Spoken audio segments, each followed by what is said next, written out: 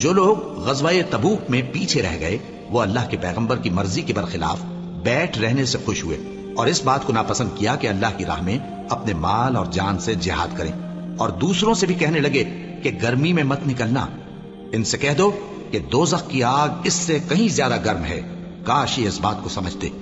یہ دنیا میں تھوڑا سا ہنس لیں اور آخرت میں ان کو ان کے اعمال کے بدلے جو یہ کرتے رہے ہیں بہت سا رونا ہوگا۔ پھر اگر اللہ تم کو ان میں سے کسی گروہ کی طرف لے جائے اور وہ تم سے نکلنے کی اجازت طلب کریں تو کہہ دینا کہ تم میرے ساتھ ہرگز نہیں نکلو گے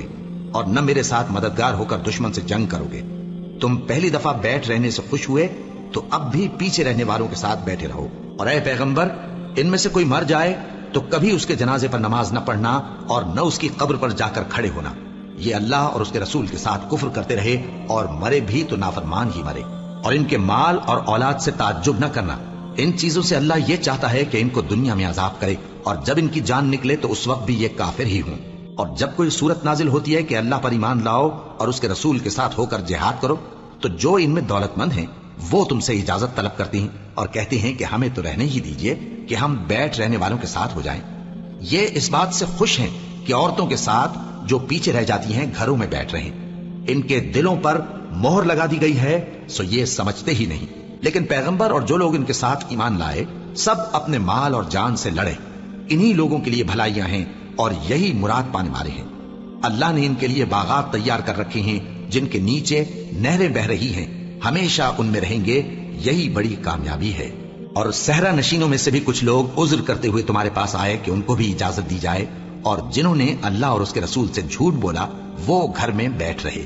سو جو لوگ ان میں سے کافر ہوئے ہیں ان کو دکھ دینے والا عذاب پہنچے گا، نہ تو ضعیفوں پر کچھ گناہ ہے اور نہ بیماروں پر اور نہ ان پر جن کے پاس خرچ موجود نہیں کہ شریک جہاد ہوں، یعنی جب کہ اللہ اور اس کے رسول سے مخلص ہوں، نیکوکاروں پر کسی طرح کا الزام نہیں ہے، اور اللہ بخشنے والا ہے، مہربان ہے۔ اور نہ ان بے سر و سامان لوگوں پر الزام ہے کہ جو تمہارے پاس آئے کہ ان کو سواری دو، اور تم نے کہا کہ میرے پاس کوئی ایسی چیز نہیں جس پر تم کو سوار کروں، تو وہ لوٹ گئے، اور اس غم سے کہ ان کے پاس خرچ موجود نہ تھا ان کی آنکھوں سے آنسو بہ رہے تھے۔ الزام تو ان لوگوں پر ہے جو دولت مند ہیں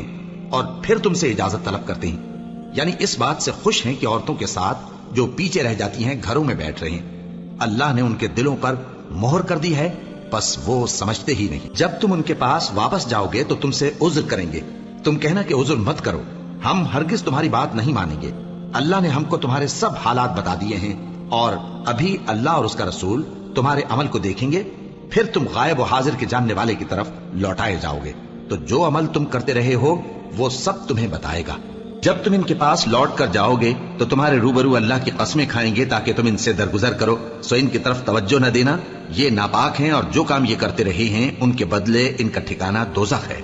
یہ تمہارے آگے قسمیں کھائیں گے تاکہ تم ان سے خوش ہو جاؤ،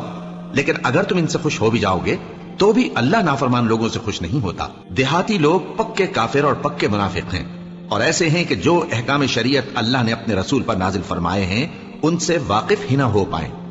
اور اللہ جاننے والا ہے، حکمت والا ہے۔ اور بعض دیہاتی ایسے ہیں کہ جو کچھ خرچ کرتے ہیں اسے تاوان سمجھتے ہیں اور تمہارے حق میں مصیبتوں کے منتظر ہیں، انہی پر بری مصیبت واقع ہو، اور اللہ سننے والا ہے، جاننے والا ہے۔ اور بعض دیہاتی ایسے ہیں کہ اللہ پر اور روز آخر پر ایمان رکھتے ہیں اور جو کچھ خرچ کرتے ہیں اس کو اللہ کے قرب اور پیغمبر کی دعاؤں کا ذریعہ سمجھتے ہیں۔ دیکھو یہ بات بلا شبہ ان کے لیے موجب قرب ہے، اللہ ان کو عنقریب اپنی رحمت میں داخل کرے گا، بے شک اللہ بخشنے والا ہے، مہربان ہے۔ جن لوگوں نے سبقت کی یعنی سب سے پہلے ایمان لائے، مہاجرین میں سے بھی اور انصار میں سے بھی، اور جنہوں نے نیکوکاری کے ساتھ ان کی پیروی کی، اللہ ان سے خوش ہے اور وہ اللہ سے خوش ہیں۔ اور اس نے ان کے لیے باغات تیار کیے ہیں جن کے نیچے نہریں بہ رہی ہیں، وہ ہمیشہ ان میں رہیں گے، یہی بڑی کامیابی ہے۔ اور تمہارے گرد و نواح کے بعض دیہاتی بھی منافق ہیں اور بعض مدینے والے بھی نفاق پر اڑے ہوئے ہیں، تم انہیں نہیں جانتے، ہم جانتے ہیں۔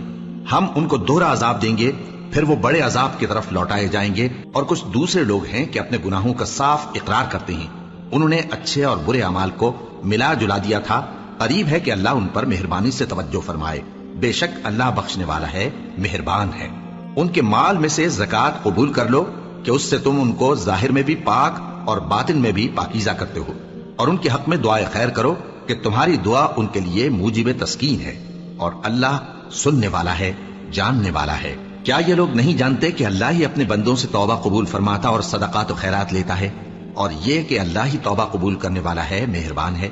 اور ان سے کہہ دو کہ عمل کیے جاؤ، اللہ اور اس کا رسول اور مومن سب تمہارے عمل کو دیکھ لیں گے، اور تم غائب و حاضر کے جاننے والے کی طرف لوٹائے جاؤ گے، پھر جو کچھ تم کرتے رہے ہو وہ سب تم کو بتا دے گا۔